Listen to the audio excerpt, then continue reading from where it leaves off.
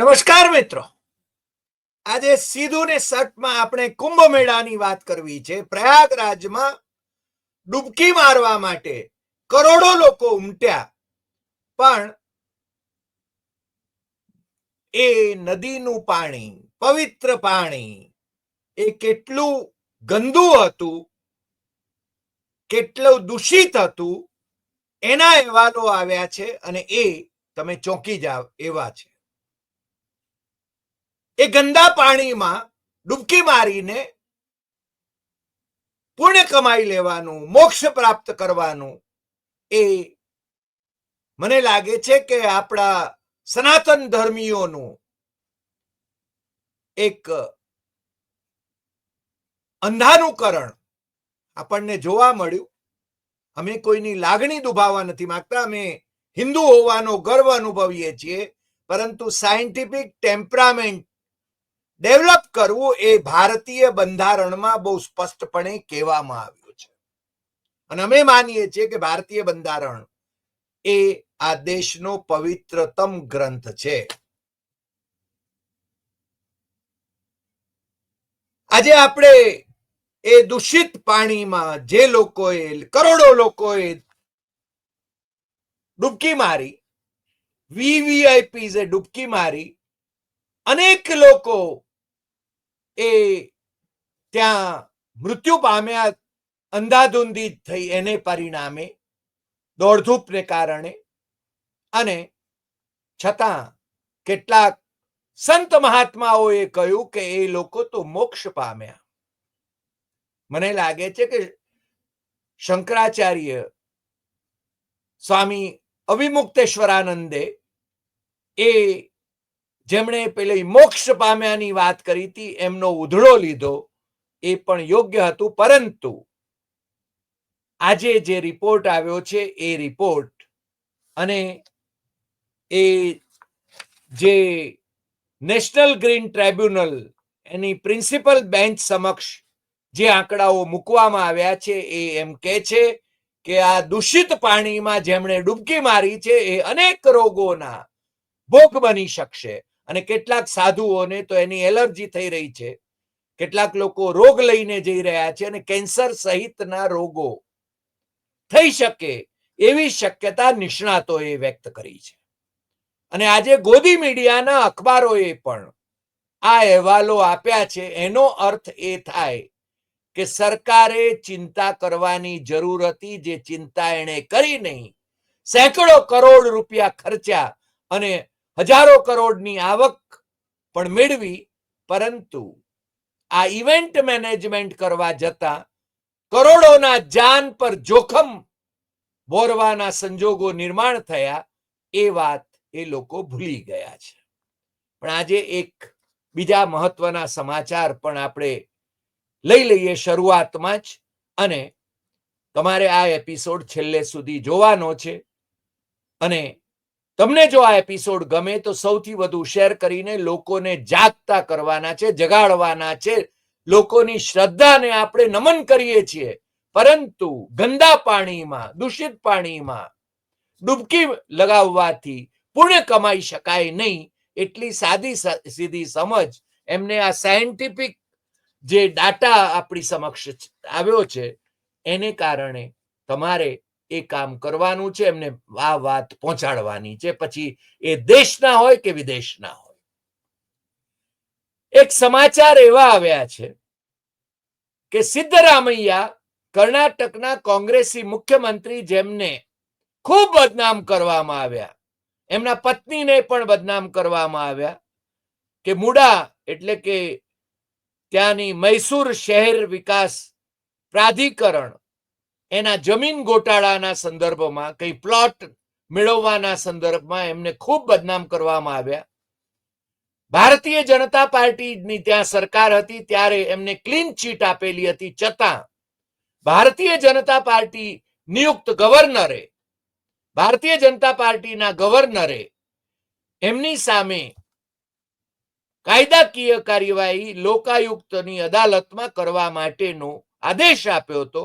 અને આજે જે સમાચાર આવ્યા છે એ સમાચાર એમ કહે છે કે એમને અને એમની પત્ની સહિતના લોકોને આમાં ક્લીન ચીટ મળી છે.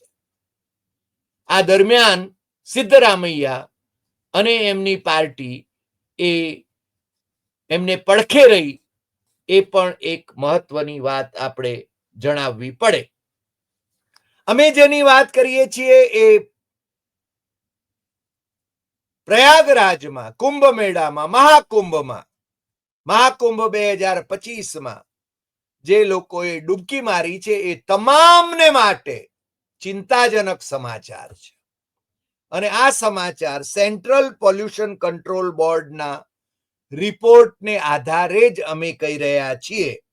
અને ત્યાંના પાણીમાં બેક્ટેરિયાનું પ્રમાણ એટલું બધું જોવા મળ્યું છે, ફેકલ કોલિફોર્મ બેક્ટેરિયા, કે એ સામાન્ય રીતે માણસો અને જાનવરોના મળમાં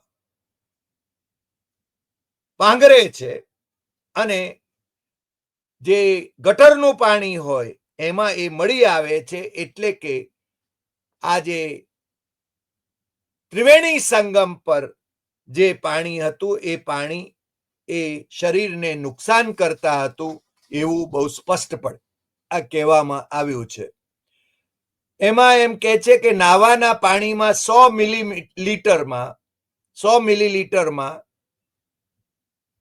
2,500 યુનિટ ફેકલ કોલિફોર્મ ની વધુ માત્રા મળી શકી છે. પરંતુ એ ધારો કે મળી શકે તો હજી સમજી શકાય, પરંતુ પ્રયાગરાજ ક્ષેત્રના ગંગાની અંદરના પાણીમાં આ માત્રાનું પ્રમાણ ખૂબ વધારે જોવા મળ્યું છે.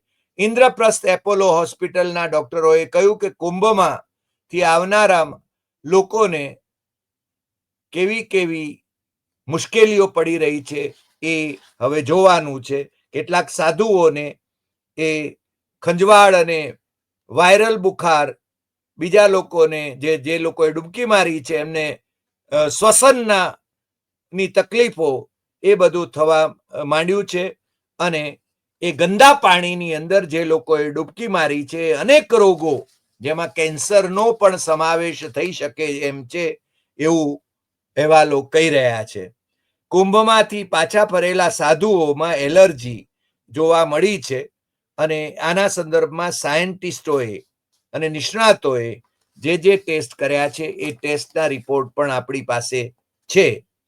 અને આ જે રોગો છે, જે રોગો ફેલાવે છે, એના સંદર્ભમાં આજે જ 2 દિવસ પહેલા, એટલે કે 17 ફેબ્રુઆરી 2025ના રોજ National Green Tribunal Principal Bench New Delhi એમાં છે ને જે અરજીઓની સુનાવણી યોજાઈ, Kamlesh Singh versus State of Uttar Pradesh and others, એમાં જે કોરમ હતું એમાં justice Prakash Shrivastava chairperson, justice Sudhir Agarwal judicial member, doctor A Senthilvel expert member, આ જે 3 ન્યાયાધીશોની નું કોરમ હતું. અને એમણે આના સંદર્ભમાં બહુ જ ગંભીર નોંધ લીધી છે કે આ બાબત એ રાજ્ય સરકાર ખૂબ ઉદાસીન રહી છે. અહેવાલ પણ છે ને ખૂબ ગંભીર આંકડાઓ દર્શાવે છે. અમારી પાસે એ આંકડાઓ પણ છે. અને એ આંકડાઓ જાન્યુઆરી 12/1/2024 થી માંડીને જાન્યુઆરી 13/2025 સુધીના સેમ્પલ્સ લેવામાં આવ્યા છે. 4 ફેબ્રુઆરીના સેમ્પલ લેવામાં આવ્યા છે.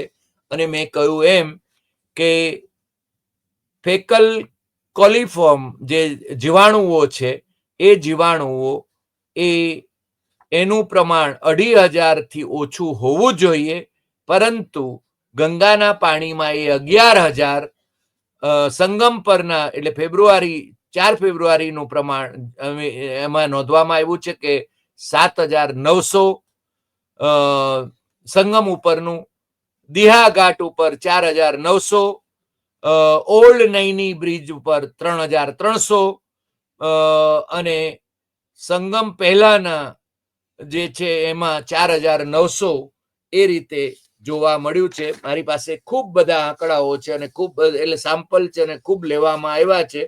એ બધા સેમ્પલો જોતા મને લાગે છે કે બહુ જ ગંભીર પરિસ્થિતિ નિર્માણ થાય એવા સંજોગો અહીંયા જોવા મળે છે. અને આ ગ્રીન ટ્રાઇબ્યુનલે પણ એણે કહ્યું છે કે આ બહુ જ ગંભીર પરિસ્થિતિ નિર્માણ થઈ હોય એવું લાગે છે. અને લર્નેડ એટલે આ જે એમને આદેશ આપવામાં આવ્યો છે કે ફરીને આ બાબત આજે એટલે કે 19 ફેબ્રુઆરીએ એની સુનાવણી માટે પણ એમને હાજર રહેવા માટે કહેવામાં આવ્યું હતું. પરંતુ આ આંકડાઓ એ ખૂબ ગંભીર પરિસ્થિતિ દર્શાવે છે. અને ગંગાની માં ડૂબકી મારવાની, પ્રયાગરાજમાં ડૂબકી મારવાની એમની શ્રદ્ધા એ જાણે મોક્ષ પ્રાપ્તિ માટે છે, પરંતુ કરોડો લોકોના જાનને માટે જોખમ નિર્માણ થાય એવા સંજોગો આ જંતુઓને કારણે, આ દૂષિત પાણીને કારણે એ આપણે જોઈ શકીએ છીએ. તમને ખ્યાલ હશે કે ગંગા નદીના શુદ્ધિકરણના ને પાછળ અબજો રૂપિયા ખર્ચાયા છતાં એ છે ને માત્ર વાતોના વડા જ રહ્યા છે. આજ સુધી એ પરિસ્થિતિમાં જાજો સુધારો થયો નથી. અને ગંગાનું પાણી એ બગડતું નથી. એ જ રીતે છે ને જમજમ પાણી, લોકો હજ પડવા જ્યારે જાય ત્યારે, શ્રદ્ધાળુઓ હજ પડવા જાય ત્યારે ત્યાંથી જમજમ પાણી લાવે છે ત્યાંના કૂવાનું, એમાં પણ જંતુઓ પડતા નથી એવું સાયન્ટિફિક નિર્દેશન છે. પરંતુ આ જે આપણા વૈજ્ઞાનિકોએ જે અહેવાલો આપ્યા છે એ અહેવાલો દર્શાવે છે કે આ જંતુઓ એ ખૂબ જોખમી રોગો પણ સર્જી શકે છે. અને ઘણા બધાને, કરોડો લોકો જ્યાં સ્નાન કરતા હોય એ કેટલું ગંદુ પાણી થઈ શકે. અમારી એક વિદ્યાર્થીની અમારી પાસે કુંભ મેળામાં જવા માટે રજા લેવા માટે જ્યારે આવી, એણે અરજી આપી ત્યારે અમે એને કીધું બેન, ત્યાંનું પાણી કેટલું ગંદુ છે એ પણ જરા પૂછી લેજે.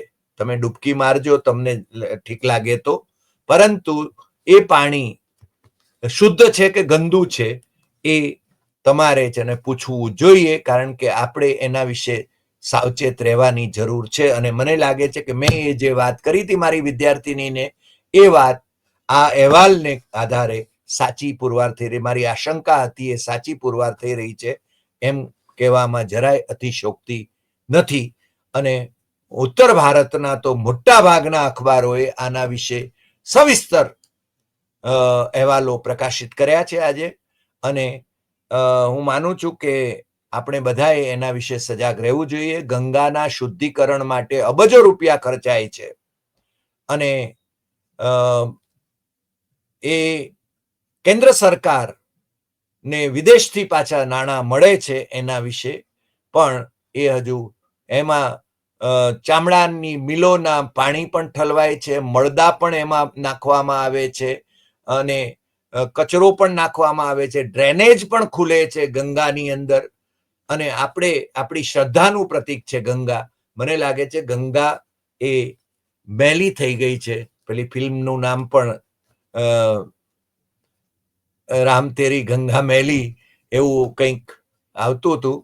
એ રીતે અહીંયા પણ ગંગા ખરા અર્થમાં બહુ જ મેલી છે એ આપણે જોઈ શકીએ છીએ. અને આ અહેવાલ જે આવ્યો છે એ પાછો ભારત સરકારના પોલ્યુશન બોર્ડનો છે, એટલે કેન્દ્ર સરકાર પણ એને નકારી શકે એમ નથી, કારણ કે આ વૈજ્ઞાનિકોએ લીધેલા સેમ્પલ, 1 વર્ષ સુધી સતત લીધેલા સેમ્પલ્સ એને, અને અત્યારે આ મહિના સુધી લીધેલા સેમ્પલ્સ છે. હજુ પણ ત્યાંની સરકાર જો ચેતે, કેન્દ્ર સરકાર જો પગલાં લે, અને આ રીતે કરોડો લોકો જ્યારે આવતા હોય ત્યારે પાણી ગંદુ થવું એ સ્વાભાવિક છે. આમ પણ ત્યાં આગળ ચામડાની મિલોનો જે આઉટલેટ છે એ પણ ગંગામાં જ ઠલવાય છે, ડ્રેનેજ પણ ગંગામાં ઠલવાય છે, અને પાણી મળદા પણ છે ને ગંગામાં વહાવી દેવામાં આવે છે. એટલે તમે સમજી શકો છો કે ગંગામાં શું શું નથી થતું.